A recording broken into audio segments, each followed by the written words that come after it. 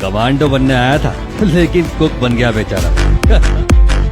उसके दुबले पतले शरीर और उसकी बोली की वजह से सब उसका मजाक बनाते थे। विक्रम पूरी यूनिट के लिए खाना बनाने के बाद हमेशा पास के जंगल में गायब हो जाता।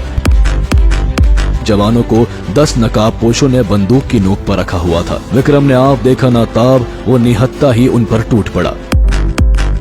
अचानक हुए हमले से आतंकी भी हड़बड़ा गए, लेकिन जैसे ही उन्होंने विक्रम का चेहरा देखा, तुम।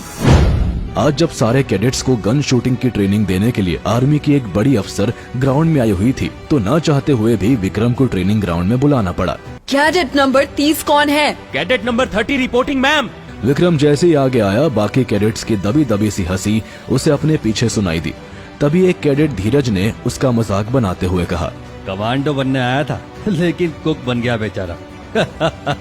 उस कैडेट की बात सुनकर वहाँ खड़े सारे कैडेट्स जोर जोर से हंसने लगे थे। वैसे इसमें इसकी गलती नहीं है मैम, किचन की ड्यूटी ही करता है ये बेचारा। इसने तो हमेशा बंदूक की जगह करची ही पकड़ी है, इसीलिए ये निशाना नहीं लगा पाएगा। धीरज की बातें सुनकर उनके कमांडर के चेहरे पर भी हंसी आ गई थी, लेकिन तभी लेडी ऑफिसर साक्षी ने तेज आवाज के साथ सभी को चुप करा दिया था। अब कोई कुछ नहीं बोलेगा। अपनी सफाई में तुम कुछ कहना चाहोगे विक्रम? विक्रम ने धीरज की बात को दोहराते हुए बोला, ये सच है मैम, मुझे कभी गन चलाने का मौका नहीं मिला। मैंने अब तक यहाँ पर सिर्फ साफ सफाई और खाना बनाने का ही काम किया है।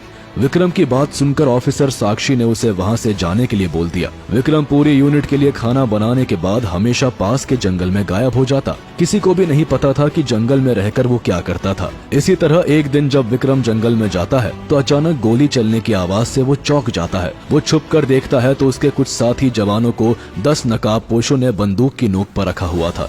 हे भगवान, ये तो जैश के आतंकवादी हैं। अपने साथी जवानों की जान को खतरे में देखते ही विक्रम ने आप देखा ना ताब, वो निहत्ता ही उन पर टूट पड़ा। विक्रम को पहली बार ऐसे लड़ता देखकर उसके साथी जवान बुरी तरह से चौंक गए। अचानक हुए हमले से आतंकी भी हड़बड़ा गए, लेकिन जैसे ही उन्होंने विक्रम का चेहरा देखा तो उनकी आंखें फटी की फटी रह गई थी। उनमें से एक आतंकी ने हकलाते हुए बोला, विक्रम तुम?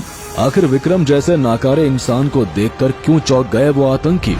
क्या उन आतंकियों को विक्रम को पहचानने में हो रही थी कोई भूल, या सच में विक्रम का राज है कुछ और, जिसका ट्रेनिंग ग्राउंड में सब बना रहे थे मजाक? आखिर उसने निहत्ते ही उन आतंकियों को कैसे चटा दी थी धूल?